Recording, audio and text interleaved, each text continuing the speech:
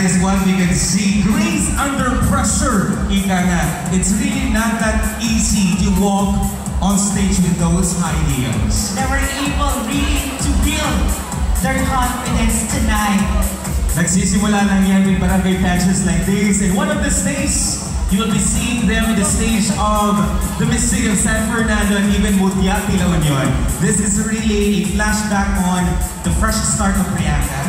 Yes, and of course, for the benefit of the many, most of our candidates are first-timers. So first time dito sa entablado ng Barangay Sevilla na lumampas sila. Kaya bilang mga supporters, ang kailangan natin gawin is, of course, continue lang yung pagsuporta sa kanila whenever we see your candidates here on stage. And tonight, ladies and gentlemen, while waiting for the candidates to prepare for the next category, we have an intermission number from a world-class performers, courtesy of the Amplified Gen X. Here we go. 21 years in service. 24 years in service. Ayun! Buti ba buhay pa sila right after the pandemic? Yes! Kasi sila po yung pinaka-on risk ang buhay during the pandemic. Kasi magpapahay-bahay kayo, at ito yung pinaka-sikat na barangay ng panahon ng pandemic pagdating sa ayuda. Yes! Naalala ko po yung nag-trending na video. Ano ba yung trending na magic words? Paano?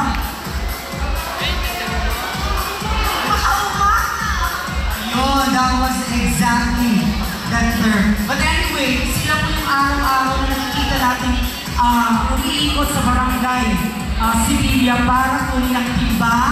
At isa yung pinapakita din nila through the information number na maging healthy po tayo through Zumba, through dancing.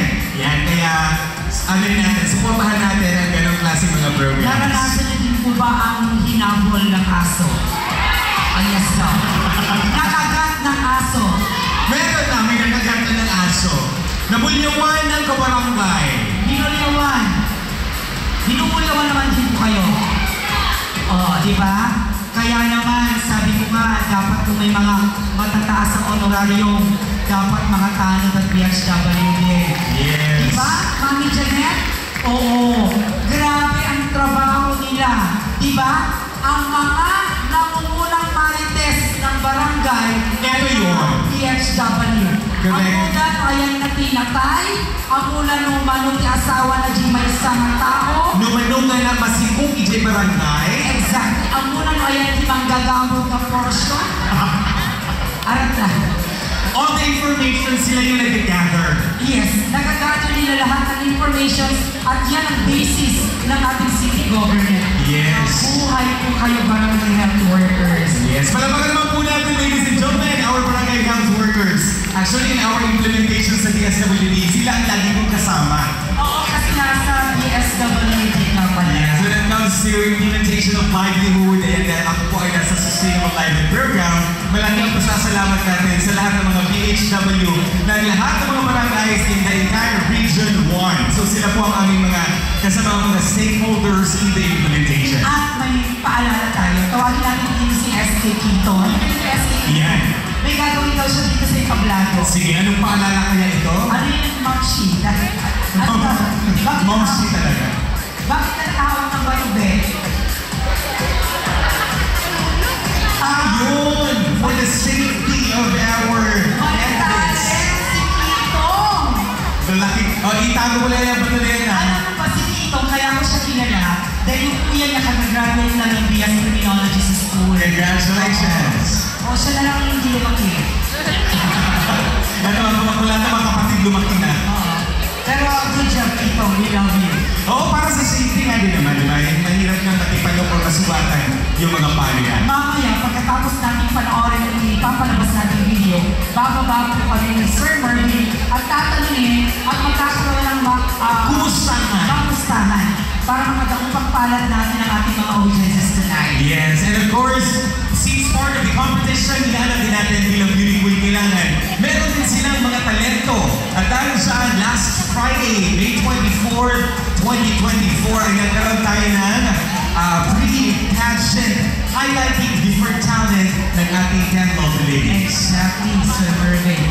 So wag na natin patagalin. Ladies and gentlemen, please watch this. Here we go.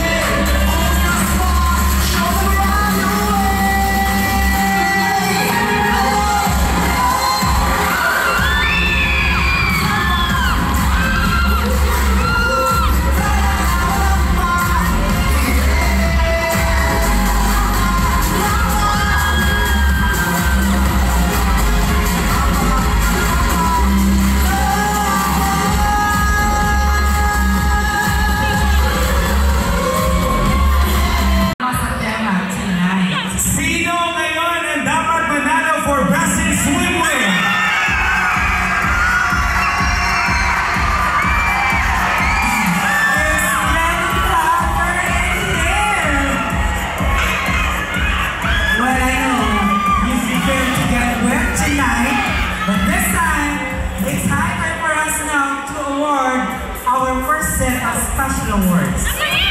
Here we go.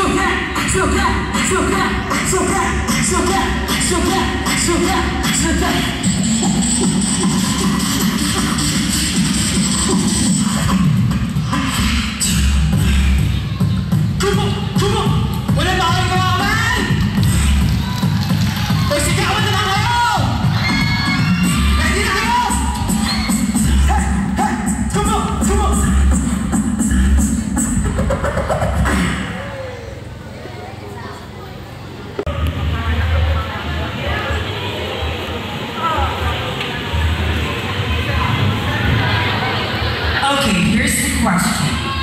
As a young woman now, what message would you give to your 10-year-old self?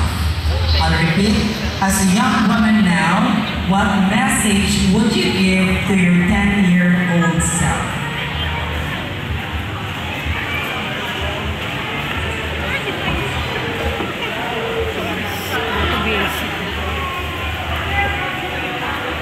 Okay.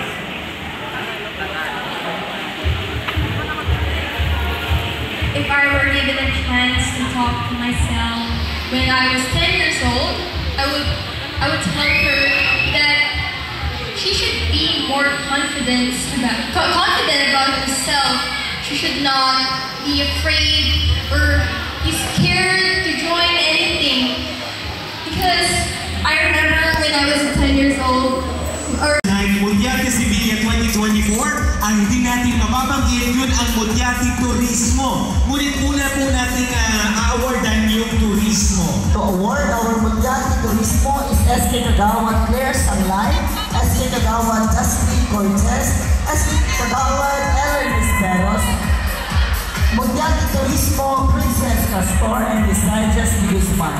To our Mugyati Sevilla, to be presented by SK Chairperson Charlie Floyd Balbin, Puno Barangay, Rodolfo Pipong Milanes, Mr. John Paul Laudencia, Mugyati Sevilla 2023, Sir Neil Tenerife, City Councilor Matthew Lucusin, and Sir Rolando Marquez. Okay, pagandahan dito ng ano ang iyawan. Mami Janet. Reactions. At reaction. Ladies and gentlemen, Our new Mugyati Sevilla